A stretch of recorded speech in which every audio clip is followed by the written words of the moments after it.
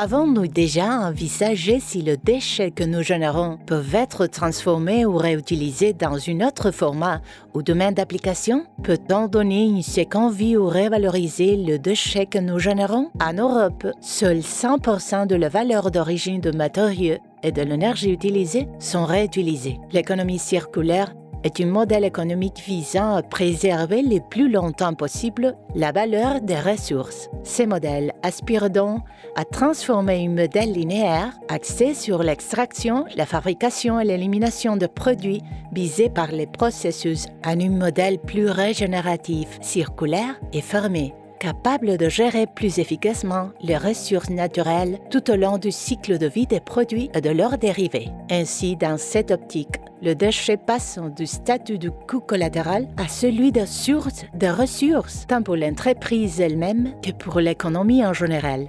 En ce sens, l'industrie agroalimentaire joue un rôle de premier plan car elle a une grande capacité à générer des sous-produits. Par exemple, les déchets organiques peuvent trouver une nouvelle destination dans la même entreprise ou même dans les entreprises tierces. Ainsi, pour certains, il s'agit d'un déchet. Pour d'autres, il peut être une ressource utile pour d'autres processus. Les noyaux et amandiers de Borges ont une particularité. De leurs fruits, nous pouvons presque tout réutiliser, de la culture de chambre à son processus industriel. Dans le chambre, la peau verte qui recouvre la coque de l'amande ou de la noix, une fois sèche, est utilisée pour composter en l'incorporant à la terre sous forme de matière organique afin d'améliorer la structure du soleil, fixer le CO2 et fournir des nutriments aux cultures.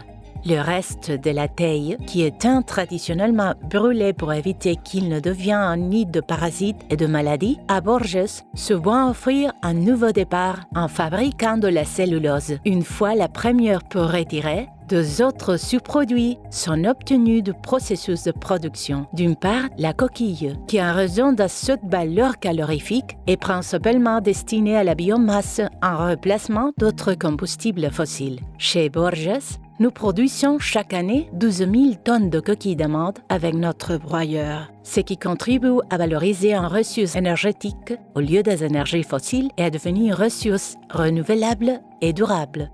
D'autre part, dans le processus industriel, l'amande qui est consommée sans peu passe par un processus de décortication à partir duquel on obtient jusqu'à 1500 tonnes de peau d'amande qui est une riche source de fibres, principalement utilisée pour l'alimentation animale. Un autre exemple serait la réutilisation d'amandes non comestibles destinées à l'industrie cosmétique qui, à Borges, représente un total de 200 000 kilos par an.